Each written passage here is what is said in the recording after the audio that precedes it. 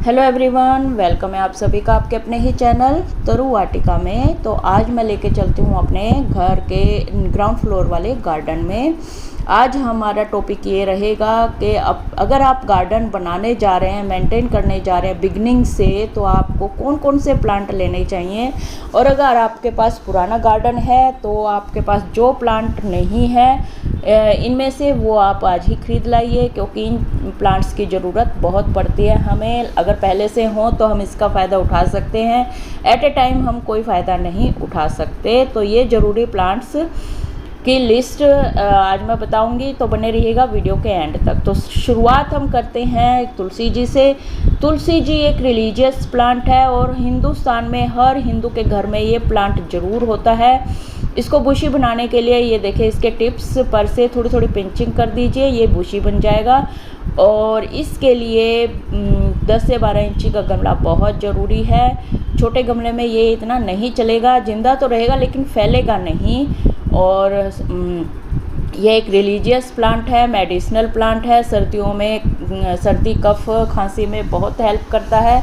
फिर आता है हमारा कड़ी पत्ते का प्लांट। कड़ी पत्ते का प्लांट एडिबल प्लांट है तुलसी जी की तरह ही, और मेडिसिनल प्लांट है। गैस की जो ट्रबल होती है वो इसके पत्ते खाने से दूर हो जाती है। खाने में भी इसका यूज होता है। साउथ इंडिया में स्पेशल इसको बहुत माना जाता है। और इसकी अच्छी ग्रोथ के लिए, अरोमा के लिए, अगर हम लस्सी में पानी डाइल्यूट करके इसमें डालें तो बहुत अच्छी ग्रोथ होती है। और ये 12 से 14 कम से कम इंची गमले में अच्छे से चलता है। फिर आता है हमारा स्पाइस प्लांट।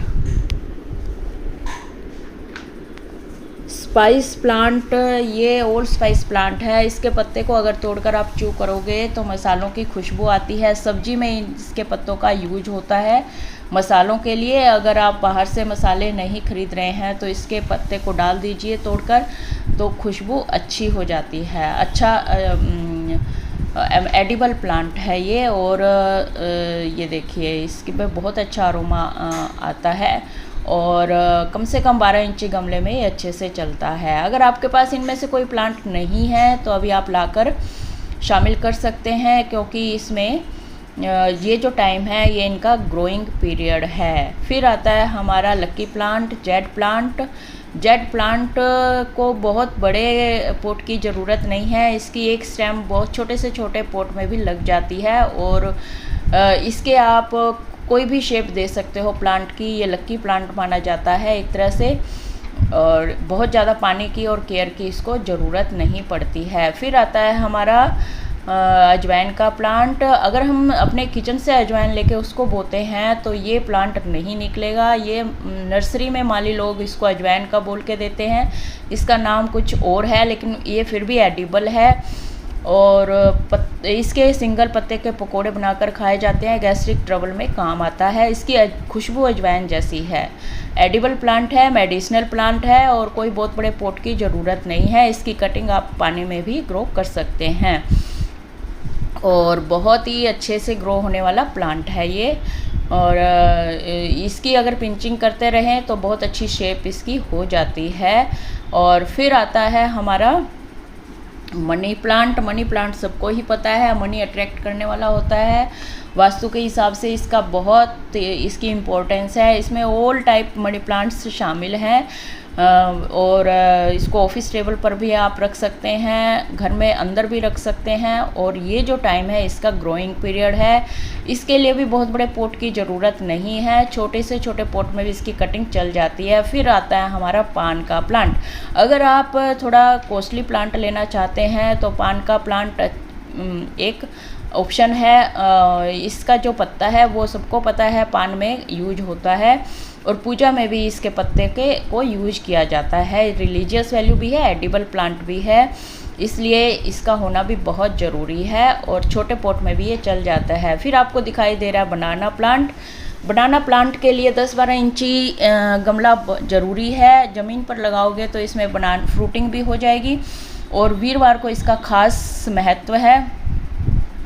वीरवार को इसकी पूजा की जाती है। जो लोग वीरवार को फास्ट रखते हैं वो इसकी पूजा करते हैं। और अपना वर्थ खोलते हैं। और बहुत ज़्यादा केयर नहीं मांगता है ये प्लांट, और 3-4 घंटे की धूप इसको ज़रूरी है। और फिर आता है हमारा, उसके बाद हमारा आता है प्लांट गिलोय की बेल। गिलोय की बेल भी मेडिसिनल प्लांट है।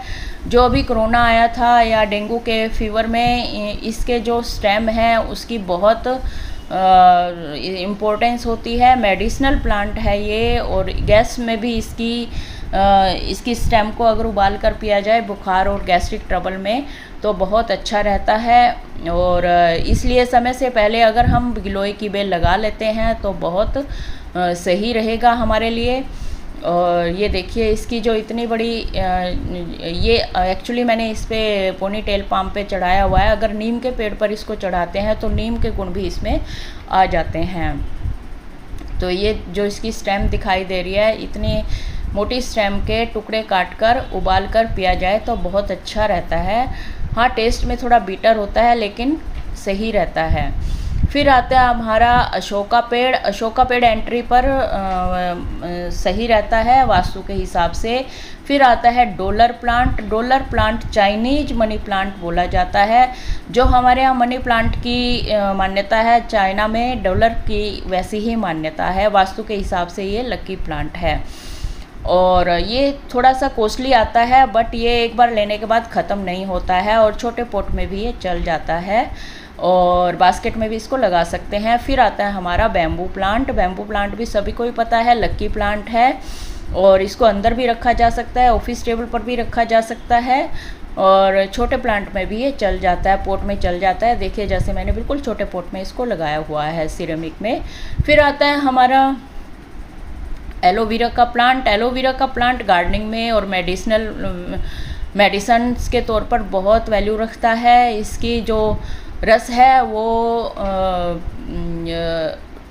रूट्स हार्मोन का काम करता है एक तरह से गार्डन में, और इसके अलावा शैम्पू में और स्किन के लिए बहुत अच्छा माना जाता है ये। और आजकल तो ये बड़ी प्रोफेशनल तरीके से इसकी खेती की जाती है। और फिर हमारा आता है, इसके साथ साथ और भी कई प्लांट है, जैसे शमी प्लांट है। शनिवार को इसका बहुत महत्व होता है, रिलीजियस वैल्यू होती है उसकी, और छोटे पॉट में भी इसको ग्रो किया जा सकता है। फिर आता है अपराजिता का प्लांट। इसकी भी रिलीजियस वैल्यू होती है, बहुत ही अच्छा प्लांट माना जाता है। राखी बेल भी इसी लिस्ट में है। आई होप आपको ये वीडियो अच्छी लगी होगी कि आपको कौन कौन से प्लांट अपने गार्डन में शामिल करने चाहिए। इसी के साथ ही वीडियो का एंड करते हैं। Bye bye.